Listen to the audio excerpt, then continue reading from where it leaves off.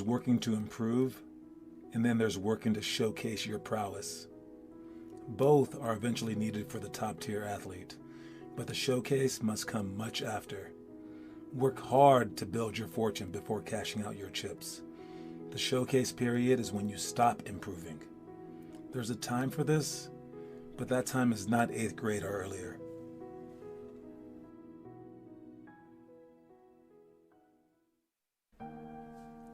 Imagine the toughest game atmosphere.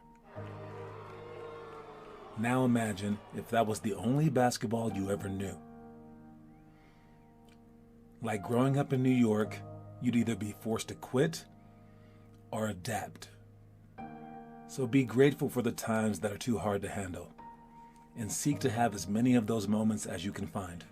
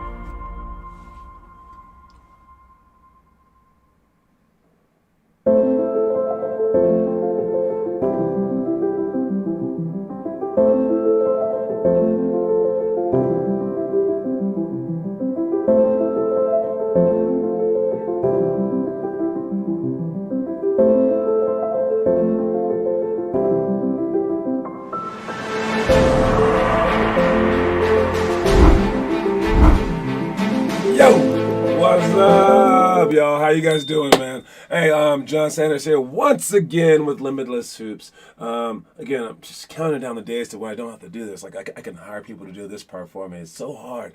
But anyways, if I can overcome my fears of speaking, you guys can overcome your fears of playing, and we can play against the best players that there are. But more than playing, we get better. All right? We improve ourselves. We constantly improve ourselves so that we don't get cut one day, so that we can choose our own fate, so that we can help our team win the game, so we can make the most of ourselves, so we can find out our potential in life. So let's go do that, and we do that with this secret book right here. But once you open it, it becomes pretty apparent that it's hard to do. All right, but you guys are trying to do it. Connor Rush is still on a roll this year, and doing this and filming the videos and stuff like that. There was another step above what he's doing. What he's doing is he's showing up Monday, Wednesday, Friday in the mornings, doing the 5-minute rush. He's doing the homework, right? The part that he's missing, that if he ever wants to step it up even more, probably wait a couple of months for this, is to do each of the drills the day before. Like, film yourself doing 5 to 10 minutes of the drills. So like you work yourself out the day before. Maybe after the season you can do it. And that would be an extremely high level. Like before the practice even starts, you do the itinerary and you work on it by yourself. Then you show up to practice and you do it again. And then heck, the day after you can do it again. All right? Because like, that's how you improve. It's not just a one-time thing. All right? Let's see. I will post every day this year. Okay, Rohit. All right. Let's start off. We got our elementary school workout. Let's see what we're doing. Oh, so this is for open gym tomorrow. All right. Open gym is at 7:00 p.m. on Saturday, where we just play. All right. But to begin play, we start with a game of knockout. All right. So I included fun stuff in this book as well, man, because it's not just about like just strictly basketball fundamental stuff, because that's not what basketball was to anyone. Not even that guy over there, Kyrie. I mean, he probably played knockouts so often growing up because basketball it's about creativity, it's about fun, and so we're gonna play knockout for the first 5 minutes of our open gym while we wait for the latecomers to show up, and then after that we got 3-on-3 tangent. All right, this is an actual play where we get a double screen up top and. We will have two people right here, and we did hilariously bad during practice on this one. So watch this. This is what you guys messed up during practice on Thursday. All right, this guy comes over a screen. These guys will face him because he wants to go in this direction. All right, let me get a straight arrow, please, and let me get some red. Thank you very, very much. He wants to go that way. All right, so if he's gonna go that way. You want his defender to run into you. We had people lining up like this, like it was crazy. All right, it's like this. So you're just basically making a big wall, so that the defender can run into it. All right, and so right here you're making a big wall, so that whoever's guarding this guy will run into the screen as he comes off the screen, and he'll run into it. The reason that you want to be facing this way, this diagonal way, is because he's going toward the basket now. Along this line is toward the basket. A lot of people like to do this screen while going that way. And if you're going that way, he might hit the screen, but this is not the way that you want to go. All right? You're not trying to go this way. That's not good, because that's not toward the basket. No one's going to care about that. No one's going to double team that. All right? So you have to go in a positive direction diagonally toward the basket. And then once he hits the screen, they're either going to let you score a layup or they're going to double team you. And depending on who they double team you with, all right, that's going to indicate what you do on offense. But for the most part, we come off the screen. Oops. We come off this screen, we step in to get the double team, and then we retreat dribble back to see what's open. All right. Our other two offensive players would normally be right there, but for this, we only have 3 men on the court against 3. All right. These guys will split up like this, and then set a back screen for an alley-oop dunk, or to step out for a shot. All right. And if this guy was getting double teamed, let's switch those guys. If this guy was getting double teamed off of this, that means that 2 guys were with him. So we have 2 guys right here. All right. As he comes off the screen, his man gets hit. They try to stay with him. So one guy's going to stay with him to help. The other guy will come, right? This guy will probably play in the middle. So yes, that's why you split up. So you can get behind that guy. He can either follow you or stay out. He'll probably be confused, and then you backpick him. And now he has a choice to make. Either he allows this, or he tries to get over it. And if he allows it, that's a layup. If he tries to get over it, that's a jump shot. But since these guys are double teaming you hard, hopefully, if they're good, you have to retreat dribble to get some distance so you can pass the ball over them. So that's why you go in and then back out. Again, this is tangent, and we would just play 3-on-3 out of this. So we start out with tangent, and then we go to 3-on-3. And for those of you guys messing up, because I'm just speaking the words during practice, well, maybe now this you can see it. And if you're still confused, that means that you're not an auditory learner, you're not a visual learner, you're just a motion learner. Well, that means that you have to do it tomorrow, and you can't miss tomorrow. And when you do it, you got to understand it, because we're not going to do it forever. All right, and then maybe go home and try it there, move around there, all right, and figure that stuff out. All right, bro, if I was your height, I'd be 6'2". Connor's hella huge, dude. He's hella huge. All right. After that, we got our quote of the day.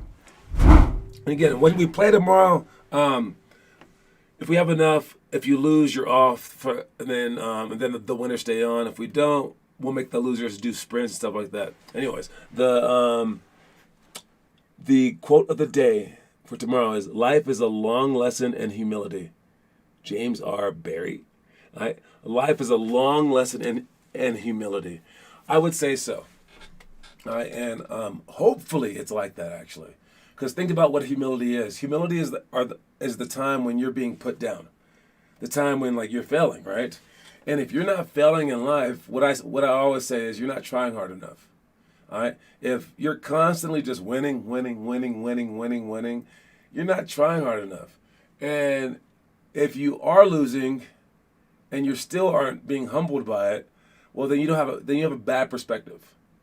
All right, you need to humble yourself while also being very, very also being very confident.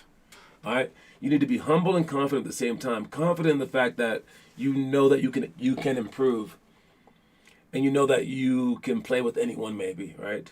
But humble in the fact where you know that you're not the best, and you know that's going to take a lot of hard work to get better.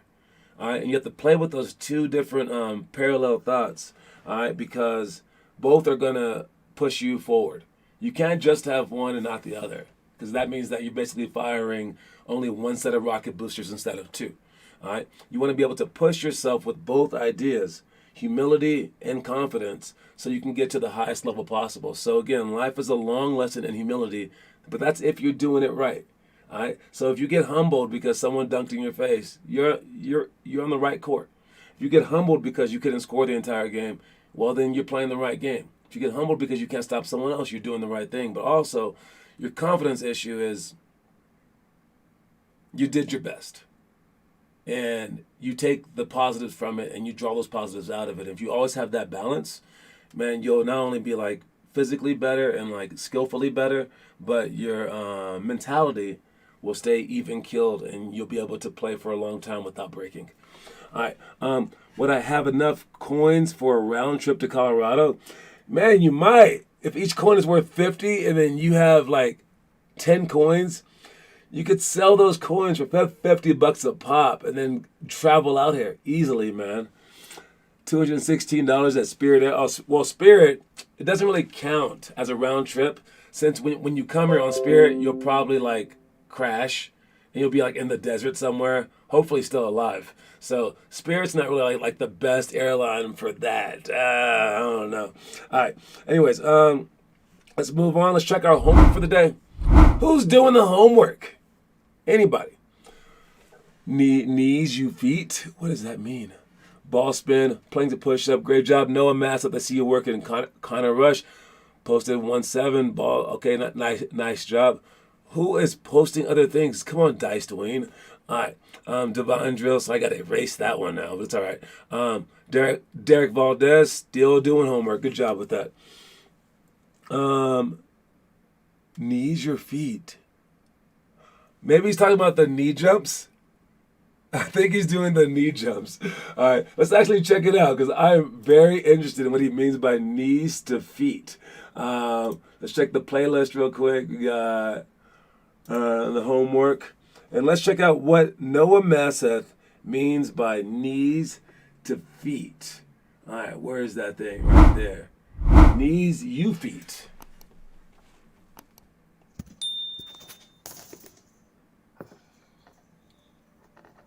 Yeah, knee jumps. Gotcha. Hey, make sure that you jump twice on this.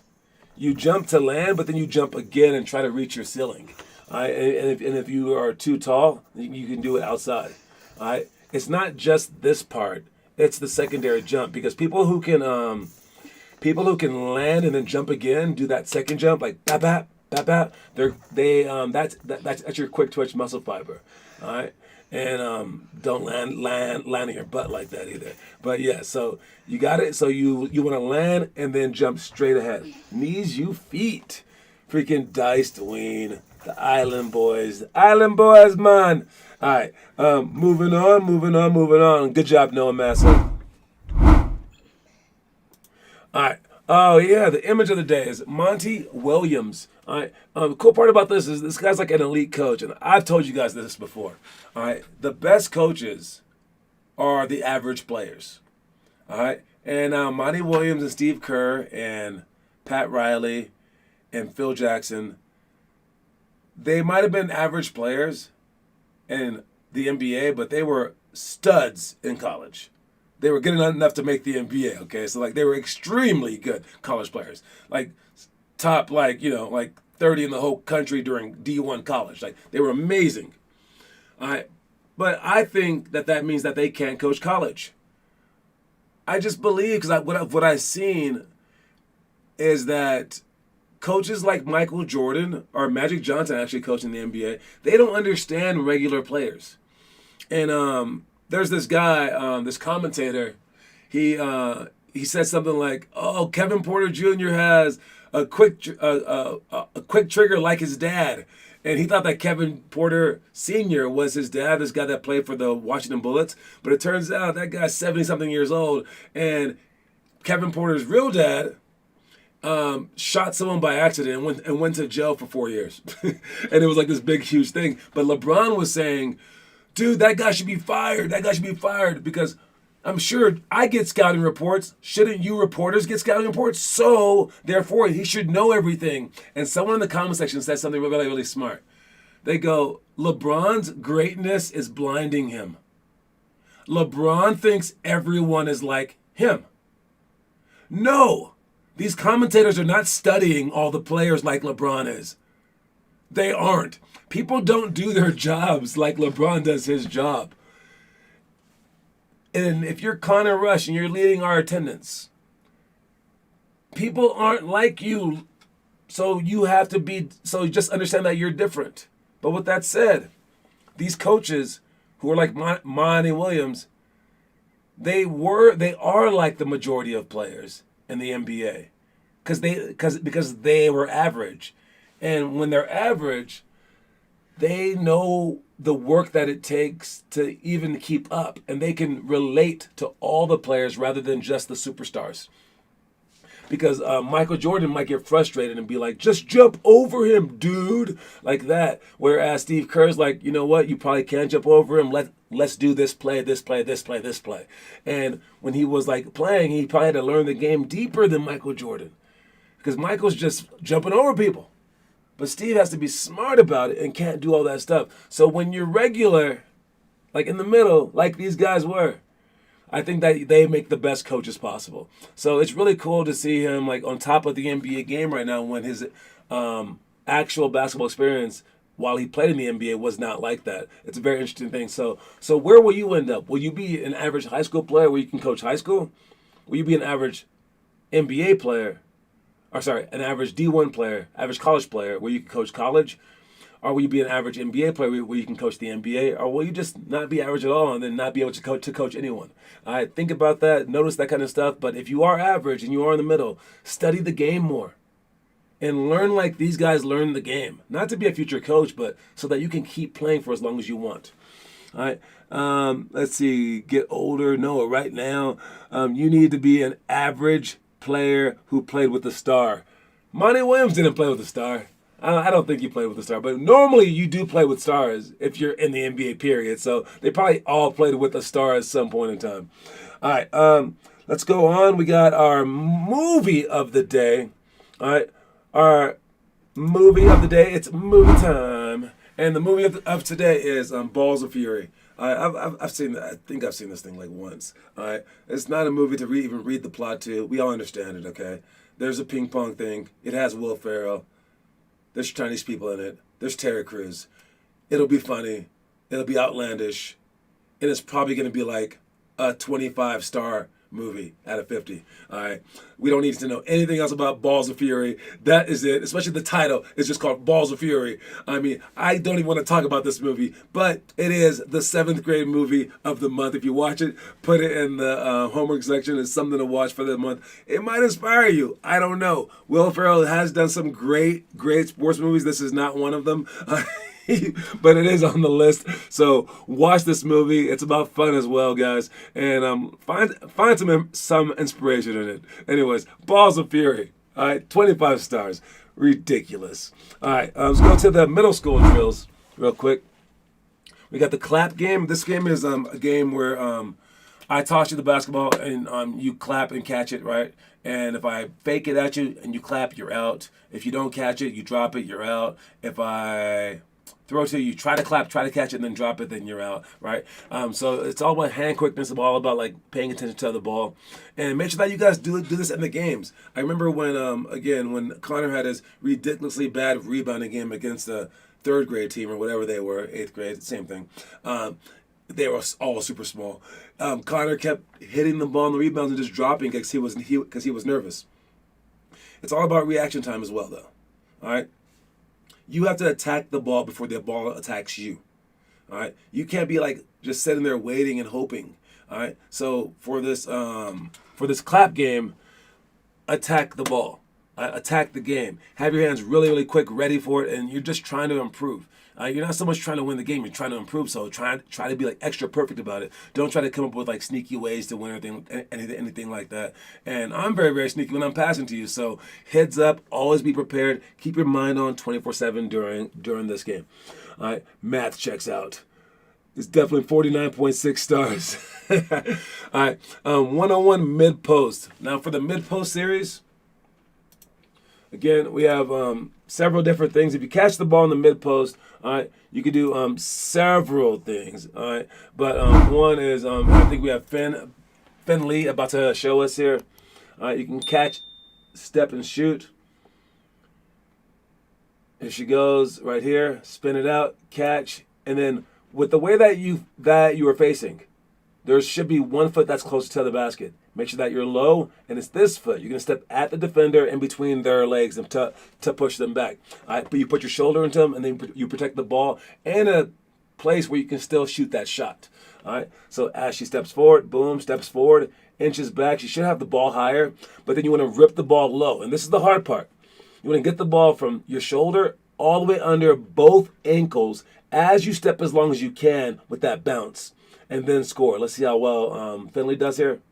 Oh, no, she shot that one. Okay, a shot's good. Let's see the next one. Spins it out for a layup, probably. So, again, you step, long, inch back, and then layup. That was decently low. All right, let's check the spin move. Now, for the spin move, you're going to have to go a 1-2 step. So, this is actually pretty hard because, one, look at that. She brought the ball kind of low to her knee, but then brought the ball high. The ball should be on the ground right now with that step. But then your next step, this one to right there for the spin move, it needs to be that foot right there before the ball touches her hand again after the dribble. So it's a very, very quick 2 steps. She didn't give it a chance because she brought the ball back up, but that is most of you guys. So right there should be your second step as you're catching the ball, and you should catch the ball with the hand on the backside just like she has it. Spin your head first, just like she's doing. That ball should be higher though, so it should be going from a low part as you catch it to up towards your shoulder so you can switch hands with it so it can finish high. And as you step, the ball should already be turned and up with your hand underneath the ball. So right now, it's still cocked. She's about to shoot a shot. That's not good. And her leg's already up too. So this leg, while it's still on the ground, that ball needs to be up so you can get your entire leg into the shot. And yeah, she shot the ball. All right. And watch her do it fast. That's her layup. And then we have the spin. And then after the spin, we have a fake spin. It's decent though, but again, it's a shot. It's a jump shot. But here she's like in fourth grade. Fake spin. She should turn or hit on that fake spin as well. All right, but that's pretty good Finn. All right, let's see. John calls Finley Finn sometimes, and I don't know if he's talking about Finn or Finley. Yeah, I think I always call Finn Kaufman Phineas because that's his fake full name, and we call Finley Goat. We call Finley the GOAT. She brought the ball above her knee, John. Don't lie. That's what I just said, dude. Yeah, she brought the ball way too high. I literally said that. Don't hark on my assessments, dude. I be killing it, man. I tell your body to hit the books. I'm not nervous. My body is just stupid. All right. Anyways, so moving on, we got let's go with our story of the day, then come back with the trivia, then the high school stuff. All right. Story of the day. Whatever is taught on offense applies to how you should be able to stop someone while on defense, and vice versa. So pay attention to what you're being taught so that you're able to properly apply the lesson to both sides of the ball.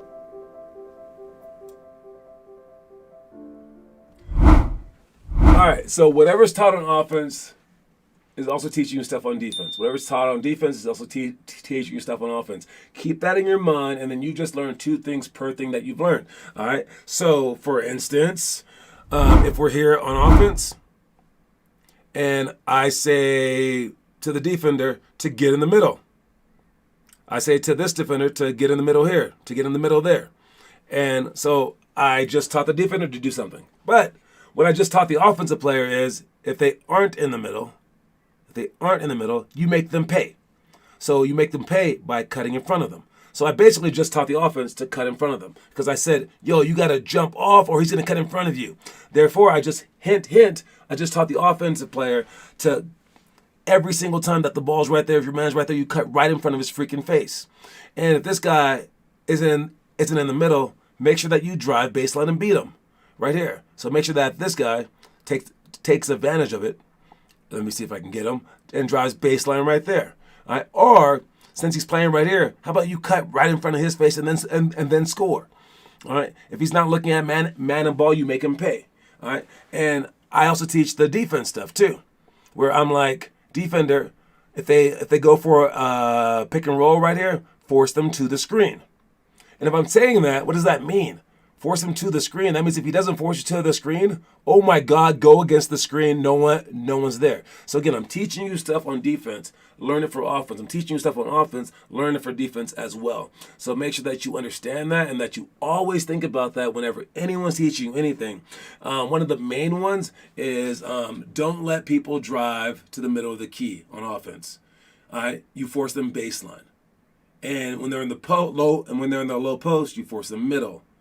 So what that means on offense is if you can get to the baseline side when you're in the low post, great. If you can get in the middle from the wing, great. All right, so constantly get there, even if you don't see anything. Get there and then have people help, and trust me, it's going to be the wrong move by them. They will get taken out the game. All right, so realize what you don't want them to do. And even on like fast breaks, if someone attacks you, or if you attack someone and I'm like, dude, you can't attack them. You got to stay back so that you can play the passing lane, and you want them to pass multiple times, right? Well, I just taught you something on offense. I just taught you if they do attack you, pass the ball ahead. I also taught you don't pass the ball back and forth over and over and over again. Just go score. All right. So constantly think about that and constantly improve because of that thought. John, my practice starts in 5 minutes. Oh, man, looks like you're going to lose, but we are actually doing the trivia right now, so sorry. Good luck in doing the trivia question. Trivia question is, what is the maximum number of players on a regular season NBA roster? What is the maximum number of players on a regular season NBA roster? Maybe you can guess it. There are just numbers. You know it's not 5. You know it's not 30. So what is the answer? What is the maximum number of players on an NBA roster? Now the roster can have this number. There's the max that you can suit up. The max that you can suit up is 13. I'm not talking about that number. All right? But you must have at least 8 ready to play. All right? But there's a maximum number will also include 2 spots for two-way contracts who spend most of the season in the G League. All right? I actually knew this, and that's not the answer. That's what I thought the answer was too, Finn. That's not the answer, man. Not the answer. Connor Rush, that is not the answer. Noah Massett, that is not the answer. Nice try. An NBA team can have up to 17 players with a maximum of 13 suited up for game action, 13 for games, but must have at least 8 ready to play. Those 17 will also include 2 spots for players on two-way contracts. Like there's a guys that right now spend most of the season in the G League. Most teams usually have 12 or 13 ready to go on any given night. Sorry guys, missed the trivia question. Let's talk about our last thing real quick. We got half-court shots for the high school, 0 to 2 dribbles, 5 arc spots where we do efficient one-on-ones from the corners, from the wing to the top. John, look it up. I'm going by this. It says it. All right, but they're counting the two-way players. Sorry, buddy. The maximum number of players in a regular season NBA roster also counts players who are playing in the G League. Bro, this is my point. I saw an Instagram post. I got you. But, I mean, it makes sense. It's 15 plus 2. All right? They're on the roster if they're on the G League. They are a two-way contract player. They are getting paid by the Lakers. It happens. IG don't lie. IG lied to you, dog. Anyways, we got finished up with them with the 5 arc spots. When you guys play a one-on-one like that, make sure that you guys are playing it smart. All right, and that's about it. Good luck at practices. We do have our games next week. I'm still waiting for some kids to sign up, man. I pay for these teams. We should have teams. We'll see it. Ugh. All right, I got some kids who don't even want to play basketball right now, man. We got to step it up, guys. Got to step it up a lot. Anyways, the quote of the day is life is a long lesson in humility. Make sure that you guys try to put yourselves in a position where you humble yourselves. All right, and if you're doing the challenges for the month, we have many different challenges. If you're a first grader, you're doing the Chastain challenge. Second graders, you're doing the homework. Fourth grade, you're doing the homework as well. And are those all the homework? Ninth grade, you're doing the homework as well.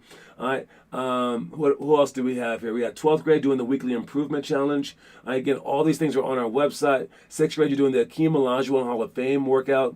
5th grade has the most fun one. That's the 4-week trick shot and skill shot challenge. If you guys are posting those things and you're a 5th grader, even if you're not, and you feel like doing the trick shots, do them. All right? If you want to do the trick shots, they're on our website under the challenges right there, and then you can look at all the 5 skills or five trick shots. The 5 skills look like this, and there are make 10 straight threes in 1 minute or less. The jump rope, all this kind of stuff, and then we have the trick shots look like, where are the tricks? The 5 tricks look like this, doing the yo-yo and half-court wrap, the double bounce, 360 reverse or whatever. If you add the video and you do it well, you will be added to this website. Anyway, that's all that I have. IG, up for debate. Come on, IG, E-I-E-I-O. All right, I will talk to y'all later. I am out. I will see anyone who's showing up to the workout tonight. And that's about all I got. All right, you guys. Reese's Pieces. See ya.